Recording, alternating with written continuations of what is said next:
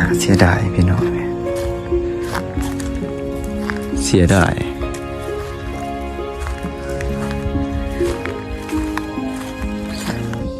น่าเสียดายเหือนเพิ่นเห็ดงามอันนี้ปวกขึ้นมืดปวกสิกินมืดเลย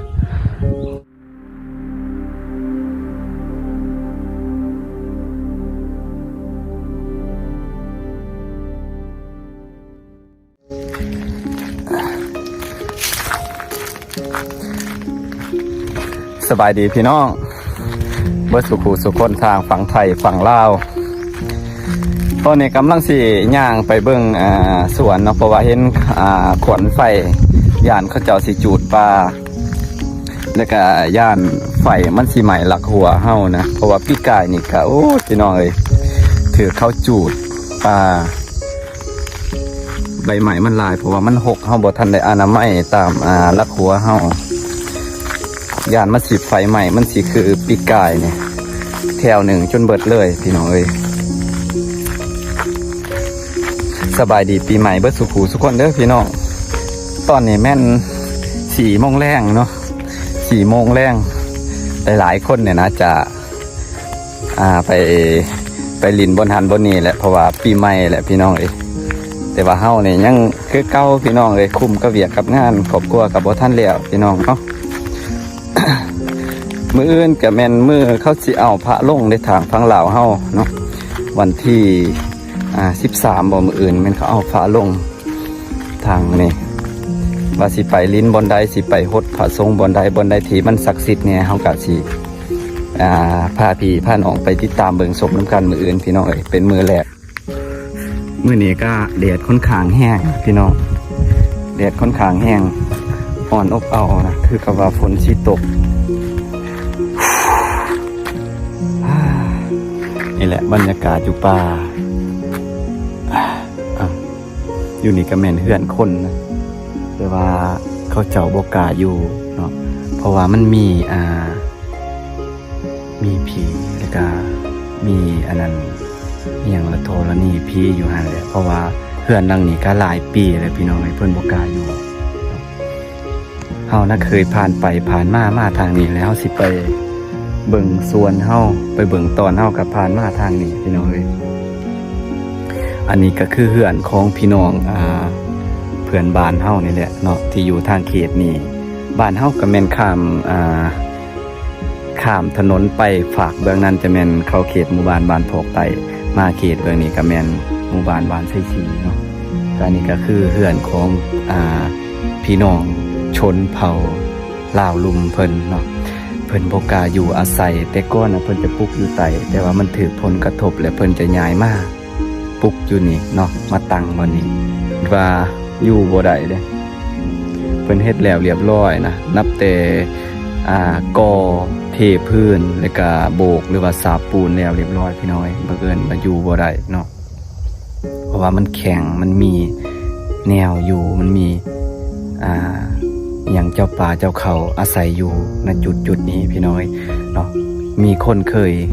เห็นแล้วก็เคยผ่านมาทางนี้แล้วก็เลยเห็นที่เขาเจ้าเอิ้นว่าผีนะพี่น้องเนาะโดยในส่วงนั้นโบเงินเคยมากลางมองในส่วงนำท่วมก็เคยได้ยินพี่น้องเนาะอันนี้ก็กลายเป็นบ้านล่างแหละ6 ปีแล้วพี่น้องเจ้าของเพิ่นบ่กล้าอยู่เนาะตั้งแต่เอาพระสงฆ์เอาผายยังมาอ้อมหอบบ้านเพิ่นนะในช่วง3 ปีคืนหลังนะ3 ปีก่อนเนาะแต่ว่าก็อยู่บ่ได้เวลาเจ้าของเพิ่นมาเจ้าของหน้าเพิ่นมานี่ก็บ่ได้นอนอยู่นี่พี่น้องพุ่นแหละอยู่ปลายหน้าเพิ่นนอนอยู่ปลายหน้ากลางผ้าบัดกลางพากันเสียงไปบ่กล้านอนอยู่ในเฮือนนี่พี่น้องกว่าสิได้เฮือนหลังหนึ่งก็บ่แม่นของง่ายๆเด้เวลาเพิ่นมาให้มาหน้าเพิ่นก็นอนอยู่ปลายหน้าเพิ่นแหละพี่น้องนอนอยู่ปลายหน้าบ่กล้านอนอยู่เฮือนเฮ็ดนาก็เที่ยวเอาบัดฮอดยามเกี่ยวข้าวหรือว่ายามเพิ่นมาดำนาได้นอนอยู่ปลายหน้านะบ่กล้านอนอยู่ในเฮือนเด้เฮือนก็งามเด้พี่น้องบ่แม่นมาบ่งามเด้เฮือนเพิ่นเฮ็ดมุงกระเบื้องคักแน่เด้เสียดายแต่ว่าเพิ่นอยู่บ่ได้เสียดายแต่ว่าเพิ่นอยู่บ่ได้นะ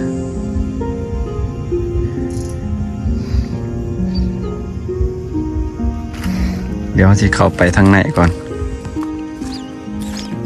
ที่แรกเพิ่นก็ขุดหนองคักแน่แล้วเรียบร้อยขุดหนองสระอยู่นี่แต่ว่าก็อยู่บ่ได้บางปีนี่คือกันนะเพิ่นพักอาศัยอยู่พุ่นอยู่ปลายหน้าเพิ่นอยู่พุ่นปีแหละปีนี้เพิ่นพักอยู่พุ่นบ่กล้านอนนี่เด้ลักอาเสาไม้เพิ่นตอนดำหน้า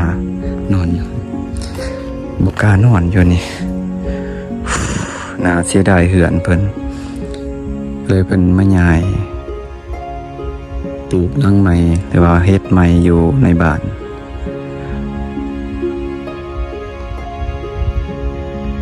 บางคนนะคิดว่าสิมีคนอาศัยอยู่บันไดแท้เจ้าของเพิ่นบ่กล้าอยู่น่าเสียดายพี่น้องเพื่อนก็ร่างงามเด้บ่แม่นว่าเพิ่นเฮ็ดบ่งามเสียดาย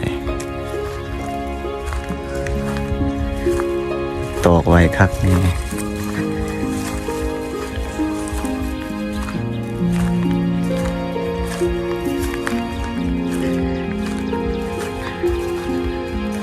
เห็นแหละ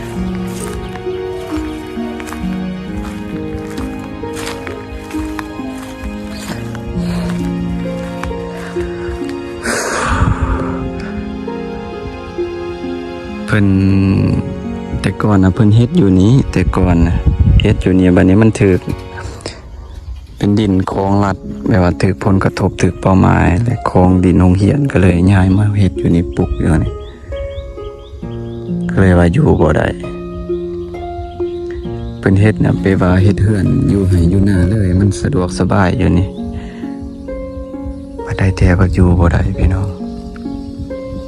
น่าสิได้เหือนเพิ่นเฮ็ดงามๆอันนี้ปวกขึ้นหมดปวกสิกินหมดแหละไม่ตอกนะเวลาเพิ่นมานี่ยังบ่กล้านอนอยู่ในเพิ่นก็แอบทำเพิ่นอยู่ถ้าได้ยินข่าวบ่กล้านอน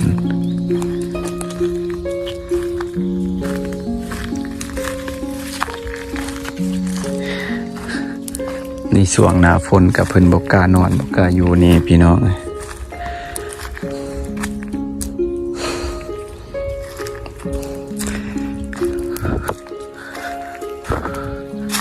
กลายเป็นบ้านห่าง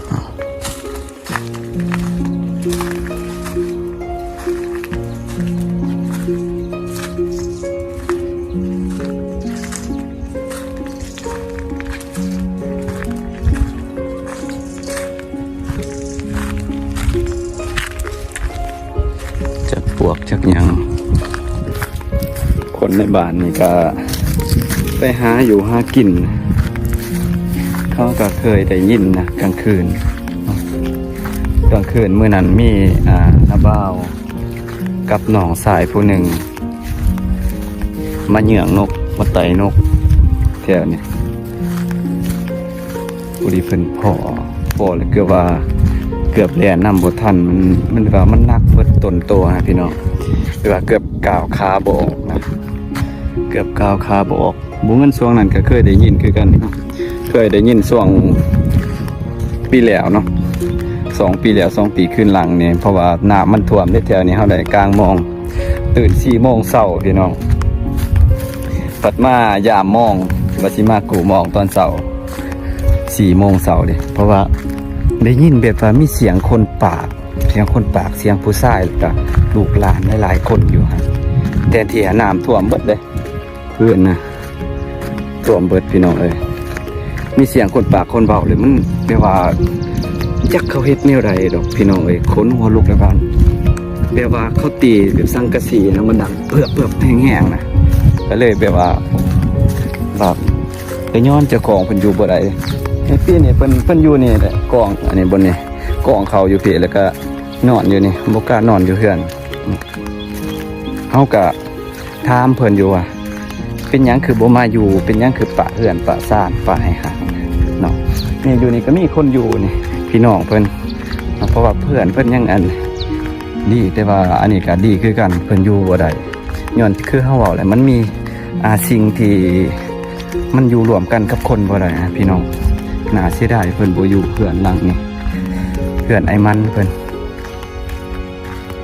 โดยพี่น้องเอ้ยเนาะคลิปนี้บ่เงินกับสียางลงสวนนี่คือเก่าพี่น้องเอ้ยขอบคุณขอบใจเด้อที่เขามาเบิ่งมาชมพี่น้องเอ้ยเนาะสบายดี